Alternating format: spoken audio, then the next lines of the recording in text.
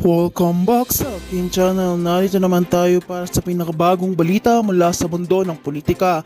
Matinding balita ang yumanig kaninang hapon matapos isugod sa St. Luke's Medical Center ang kilalang si Kuting. Ayon sa mga nakasaksi, bigla na lamang itong nawala ng malay at bumagsak sa sahig habang nasa isang private event. Ilang minuto matapos dumating sa ospital, agad nagkaroon ng kudlong indikasyon na kritikal ang kondisyon nito at kinakailangan ng agarang medical na atensyon. Dahil sa biglaang pangyayari, umalingaw-ngaw ang mga hakahakan na maaari na raw itong makoma. Ang ilan ay naniniwala na ito na ang tunay na karma matapos ang lahat ng mga issue at kontrobersyang kinaharap ni Kuting nitong mga nakaraang buwan sa social media. Trending naman ang kanyang pangalan at ang mga netizens ay nagbitiw ng sari-saring reaksyon.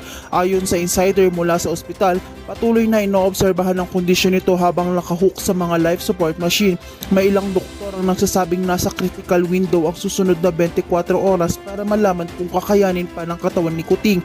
Ang matinding stress at komplikasyon ng kanyang dinaranas, samantalang nagsimula ng dumagsa sa ospital ang mga malalapit na kaibigan at kapamilya nito. May mga fans na nagbabantay sa labas sa St. Luke's habang nag-aabang ng update sa kanyang kalagayan. Ang iba ay nag-aalala at nananalangin na sana ay makaligtas pa siya sa napakadelikadong sitwasyon.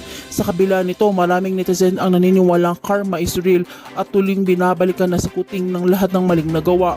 Patuloy ang pag-aabang ng publiko at maging susunod na update mula sa ospital. Maililigtas pa kaya siya o ito na ang simula ng wakas?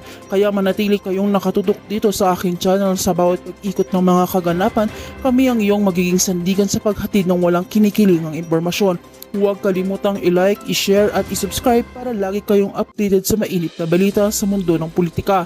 Hanggang sa susunod na episode, mag-ingat, mapagmasid at maging mapanuri.